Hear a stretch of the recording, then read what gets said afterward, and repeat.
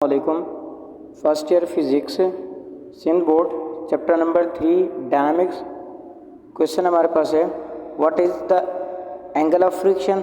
Angle of friction क्या होते हैं हमें एक तो ये बताना है, एंड एंगल ऑफ रिपोज, और एंगल ऑफ रिपोज क्या होता है। दूसरा हमने derive the relation between them, और दोनों के बीच में हमें रिलेशन भी डिराइव करनी है। Derive the relation between them, और उन दोनों के बीच में रिलेशन भी डिराइव करनी है। तो सबसे पहले हम पढ़ते हैं कि एंगल ऑफ फ्रिक्शन क्या होता है, फिर हम पढ़ेंगे कि एंगल ऑफ रिपोज क्या होता है, फिर हम इनके बीच में रिलेशन डिराइव करेंगे। तो यहाँ पे हम लिखते हैं एंगल ऑफ फ्रिक्शन।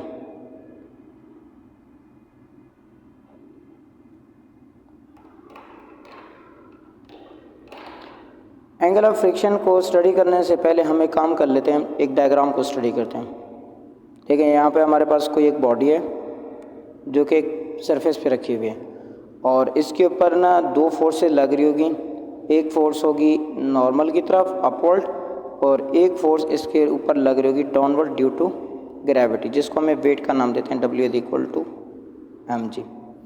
अच्छा, जब हम इसको फोर्स लगाकर आगे की तरफ खींचने की कोशिश करेंगे, यानी हम चाहते हैं कि आगे की तरफ मूव करें, हम एक फोर्स लगाएंगे F, तो इसके ऊपर एक फोर्स लगेगी जिसको हम कहेंगे रेजिस्टिव फोर्स, और यहाँ पे हम उसका वर्ड यूज़ कर रहे हैं फ्रिक्शन। तो यहाँ पे हम फोर्स लगाएंगे जिसका नाम होगा फ्रिक्शन, और यहाँ पे हम लिख देते हैं FS मतलब स्टैटिक फ्रिक्शन।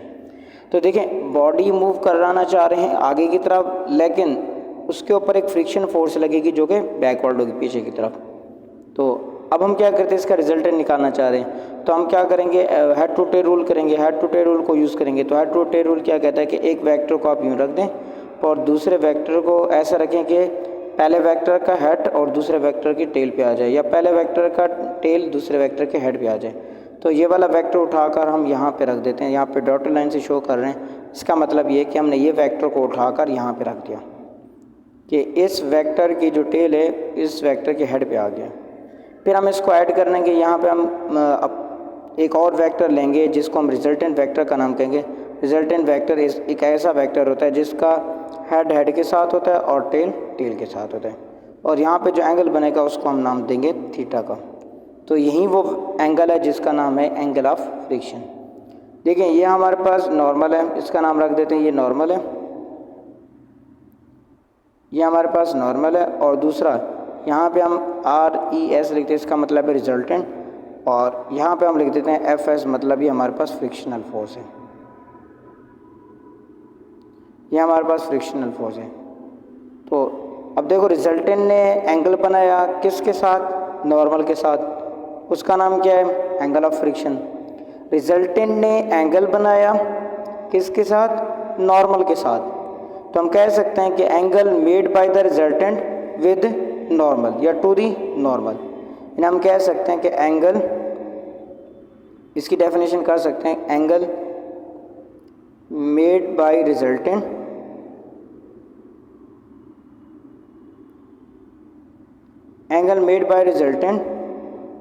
और यहाँ पे कुछ जगह छोड़ देते हैं जिसमें हम कुछ चीज़ लिखेंगे, एंगल मेड बाय रिजल्टेंट, और यहाँ पे हम लिख देते हैं टू नॉर्मल, यानी नॉर्मल के साथ जो एंगल बना है। Angle made by the resultant to the normal, resultant ने जो नॉर्मल के साथ एंगल बनाया उसको हम क्या नाम देंगे, एंगल ऑफ फ्रिक्शन।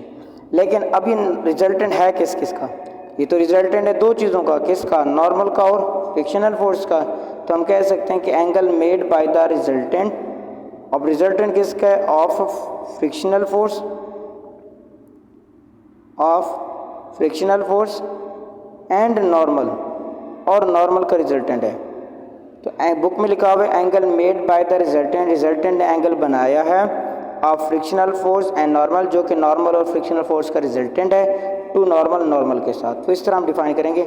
अगर हम ये चीज़ ब्रैकेट में लिखे तो बच्चों को कंफ्यूज नहीं होती। तो बुक में तो ब्रैकेट नहीं लिखी, तो उसमें लिखा होता है angle made by the resultant of frictional and normal force to the normal के साथ, यानी रिजल्टेंट ने जो एंगल बनाया है नॉर्मल के साथ उसको हम कहेंगे एंगल ऑफ फ्रिक्शन। अगर यहाँ पे एंगल की जगह हम अल्फ़ा यूज़ कर देते हैं तो अल्फ़ा एंगल बन जाएगा। अच्छा, तो थीटा एंगल के सामने वाला परपेंडिकुलर होता है, तो ये हमारे पास परपेंडिकुलर हो गया, और थीटा के साथ वाले को हम बेस कहते हैं, तो यहाँ पे बेस हो गया। और यहाँ पे ट्रायंगल का नाम दे देते हैं यहाँ पे ओ ए, और इसका नाम रख देते हैं बी, ओ ए बी। तो हम कहेंगे इन ट्रायंगल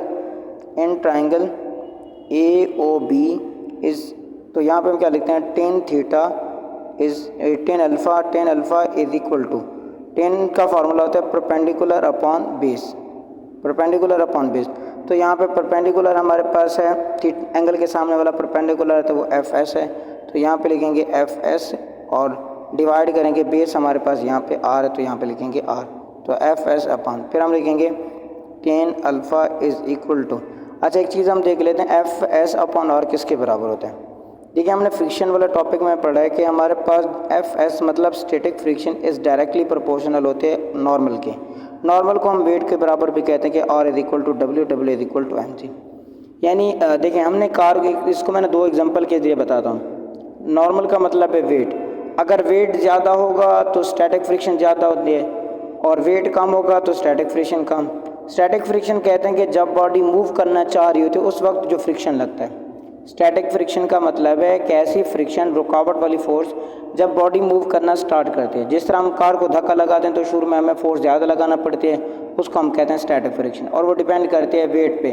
अब अगर कार को धक्का लगाएंगे तो शुरू में हमें ज़्यादा फोर्स लगानी पड़ेगी, कम लगानी पड़ेगी, और कार की जगह अगर हम ट्रक को धक्का लगाएंगे तो शुरू में हमें फोर्स ज़्यादा लगानी पड़ेगी।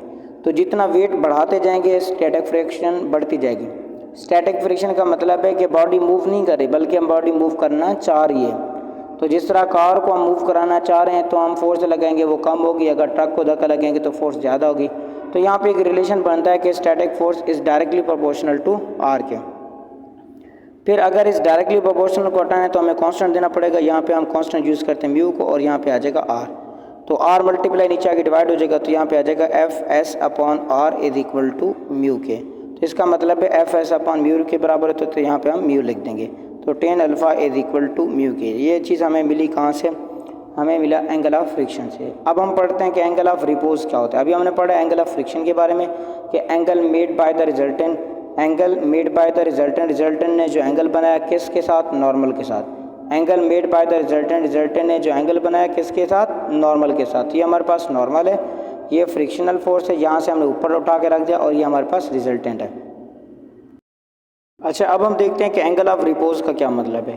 तो जिस तरह हमने एंगल ऑफ फ्रिक्शन को समझने से पहले हमने डायग्राम बनाई थी, तो इस तरह भी हम एंगल ऑफ रिपोज को समझने के लिए डायग्राम बनाएंगे। देखें, यहाँ पे हमारे पास सपोज करें एक कोई चीज़ है सरफेस पे ऊपर रखे हुए, इस सरफेस के ऊपर रखे हुए, और इसके ऊपर हमने कोई छोटा सा ऑब्जेक्ट रख दिया।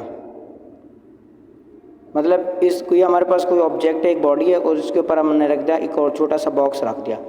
फिर हम क्या करते हैं, ऐसे ये सरफेस है उसके ऊपर बॉक्स रखे, फिर हम इसको ना ऊपर की तरफ ऐसे उठा रहे हैं। जब उठाते जाएंगे, यानी अब इसकी शेप में अगर सपोज करते हैं यहाँ से हमने क्या कर दिया, इसको ना थोड़ा यूं कर दिया, यूं कर दिया, अब ये ऑब्जेक्ट यहाँ पे आ जाएगा। ठीक है, तो जैसे जैसे हम एंगल बढ़ाते जाएंगे फिर यहाँ पे कर देते हैं, इस जगह पे ऑब्जेक्ट यहाँ पे आएगा। अब जहाँ पे आएंगे तो ये ऑब्जेक्ट क्या करेगा, नीचे गिर जाएगा। यहाँ पे रखा हुआ था, ये एक्स एक्सिस था, तो जैसे ऊपर की तरफ जाएंगे एंगल बनता जाएगा, और ऊपर से जाएंगे तो एंगल और बढ़ जाएगा। तो जैसे ऊपर की तरफ करते जाएंगे ना, तो ये बॉडी ना नीचे गिरने के चांस मतलब बढ़ते जाएंगे। जैसे हम एंगल बढ़ाते जाएंगे तो ये स्लिप होती जाएगी। तो सपोज कर लेते कि हमने यहाँ पे अगर हमने रखा 30 डिग्री पे तो ये स्लिप नहीं हुआ, और अगर हमने रख दिया यहाँ पे 31 डिग्री पे तो ये स्लिप हो गया। तो ये आखिरी एंगल यानी वो कम से कम एंगल के बॉडी स्लिप ना हो बल्कि स्लिप होने वाली हो, यानी गिरे ना, गिरने वाली हो, तो उसको हम क्या कहते हैं, जो एंगल एक्स एक्सिस के साथ बनता है उसको हम कहते हैं एंगल ऑफ रिपोज। यानी अगर हम इसके डायग्राम की बजाय हम एक काम कर लेते हैं, यहाँ पे लिखते हैं एक इंक्लाइन प्लेन है और यहाँ पे एंगल थीटा बन रहा है, और यहाँ पे एक बॉडी रखी हुई है कि वो गिरी नहीं है लेकिन अभी गिरने वाली है। तो ये जो एंगल होगा इसको हम क्या नाम, एंगल ऑफ रिपोज, कि body just begin to slide, कि बॉडी स्लाइड करने वाली हो या गिरने वाली हो।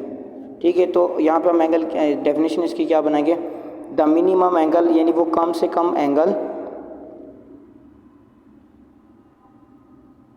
द मिनिमम एंगल वो कम से कम angle made by the inclined plane, जो इंक्लाइंड प्लेन ने बनाया है, made by inclined plane, incline plane कहते हैं स्लोप को।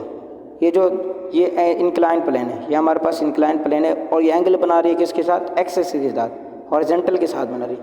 द मिनिमम एंगल, वो कम से कम angle made by the incline plane ने जो बनाया है विद हॉरिजॉन्टल के साथ, such that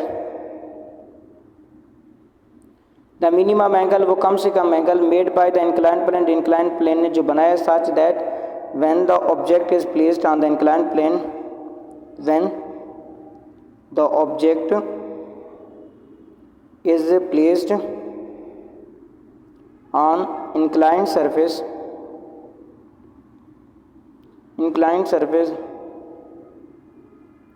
is just begin to slide, यानी गिरने वाला हो, begin to slide, तो वो कम से कम एंगल को हम क्या नाम देंगे, एंगल ऑफ रिपोज कहते हैं। द मिनिमम एंगल, वो कम से कम angle made by the incline plane, जो इंक्लाइन प्लेन ने बनाया है विद हॉरिजॉन्टल के साथ, such that an object placed on the incline plane, ऐसा कि जो प्लेन ऑब्जेक्ट रखा हुआ है इंक्लाइन सरफेस पे, जस्ट बिगिन टू स्लाइड, गिरने वाला हो। यानी आप ऐसे करें, देखिए हमने कोई शेप रखी हुई, कोई ऑब्जेक्ट है, उसके ऊपर बॉक्स रखा हुआ है, यहाँ पे गए नहीं गिरा, यहाँ पे गए नहीं गिरा, फिर ऊपर गए नहीं गिरा, यहाँ पे गए नहीं गिरा, यहाँ पे गए गिर गया। तो जहाँ पे गिर गया उससे कम एक एंगल डिग्री, 1 डिग्री उससे पहले कि जहाँ पे नहीं गिरा हो, तो वो कम से कम एंगल जहाँ पे बॉडी गिरे नहीं बल्कि गिरने वाली हो, जो हॉरिजॉन्टल के साथ एंगल बन रहा होगा, उसको हम क्या नाम देंगे, एंगल ऑफ रिपोज का नाम देंगे। अच्छा, अब देखें अगर हम एक काम करें, हमें पता है जो नॉर्मल फोर्स होती है उस पर लग रही होती है अपवर्ड की तरफ, यूँ, ये नॉर्मल फोर्स, इसको आर का नाम देते हैं। और यहाँ पे अब ड्यू टू ग्रेविटी, अब जो इस ग्रेविटी की वजह से वेट तो इसका यूँ डाउनवर्ड एक्ट कर रहा होगा डब्ल्यू, लेकिन अब इसकी डायरेक्शन तो नहीं है, हालांकि वेट को तो इस तरफ एक्ट करना चाहिए, क्योंकि अब नॉर्मल और वेट एक दूसरे के अपोजिट हैं। अगर नॉर्मल ऊपर की तरफ लग रही है तो वेट को तो यूँ लगना चाहिए था, तो वेट इस तरफ नहीं लग रहा, तो हम इसकी 2 कंपोनेंट्स बना लेंगे, एक हॉरिजॉन्टल कंपोनेंट्स, एक वर्टिकल। तो यहाँ पे कहते थे ये हमारे पास वेट का वर्टिकल कंपोनेंट है, इसका नाम रख देते हैं mg sin थीटा, और ये हमारे पास वेट का हॉरिजॉन्टल कंपोनेंट है, तो इसका नाम हम रख देते हैं mg cos थीटा। और यहाँ पे एक फोर्स लगा रहे हैं जो कि ऊपर की तरफ हम खुद उसको लेके जा रहे हैं, तो जिसको हम F का नाम देंगे। तो यहाँ पे देखिए 4 फोर्सेस लग रहे हैं, ये 2 आपस में अपोजिट डायरेक्शन में, ये 2 आपस में डायरेक्शन में। तो यहाँ पे हम क्या लिखेंगे, इन दोनों को लिखते हैं कि R is equal to mg sin theta, और यहाँ पे माइनस लगा देते हैं। माइनस क्यों लगाते हैं, दोनों के डायरेक्शन अपोजिट, इसे इक्वेशन नंबर 1 का नाम देते हैं। फिर हमें पता है यहाँ पे F जो है ना वो बराबर है माइनस mg cos थीटा के, तो यहाँ पे mg cos थीटा लिख दें। इक्वेशन नंबर 2 को, इक्वेशन नंबर 1 को 2 पे डिवाइड करते हैं, तो यहाँ पे लिखेंगे R, तो यहाँ पे हम क्या लिख देते हैं, यहाँ पे अच्छा ये नॉर्मल ऊपर की तरफ जा रहे, तो R is equal to mg cos theta. 1 minute, यहाँ पे क्या लिखता है, R is equal to mg, 1 minute, इसकी यहाँ पे गलती साइन की जगह cos लिख देंगे, mg cos थीटा, और F is equal to minus mg, इसके साथ F के साथ साइन थीटा लगा दे, तो यहाँ पे लिखेंगे साइन थीटा। तो यहाँ पे लगा देते, ये हमारे पास साइन थीटा, और ऊपर वाला हमारे पास ये है cos थीटा, क्योंकि F और mg साइन थीटा इक्वल है और R और mg cos थीटा।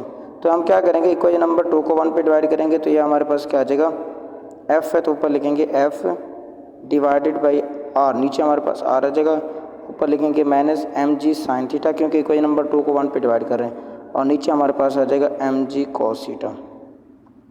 mg से mg कैंसिल हो जाएगा, और हमें पता है F अपॉन R बराबर होता है म्यू के, F अपॉन R बराबर होते हैं म्यू के, और यहाँ पे आ जाएगा, ये देखें एक माइनस इसकी, एक माइनस इसकी, यहाँ पे लिखेंगे माइनस माइनस माइनस प्लस हो जाएगा, और sine upon cos tan theta के बराबर, तो यहाँ पे लिखेंगे टेन थीटा। बट यहाँ पे लिखेंगे बट म्यू तो बराबर हो किसके बराबर होता है, म्यू तो बराबर होता है टेन अल्फ़ा के, तो म्यू बराबर होता है टेन अल्फ़ा के।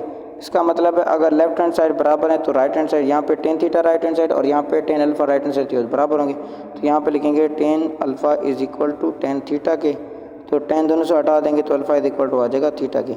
इसका मतलब है angle of friction and angle of repose दोनों क्या होते हैं, बराबर होते हैं। तो ये हमारा टॉपिक था, एक हमने डिस्कस करना था एंगल ऑफ रिपोज, वो क्या होते हैं। एंगल ऑफ रिपोज का मतलब है वो कम से कम एंगल कि बॉडी गिरे ना बल्कि गिरने वाली हो, तो उसको हम क्या कहते हैं, एंगल ऑफ रिपोज कहते हैं। और एंगल ऑफ फ्रिक्शन का मतलब है कि जो नॉर्मल रिजल्टेंट एंगल बनाता है नॉर्मल के साथ।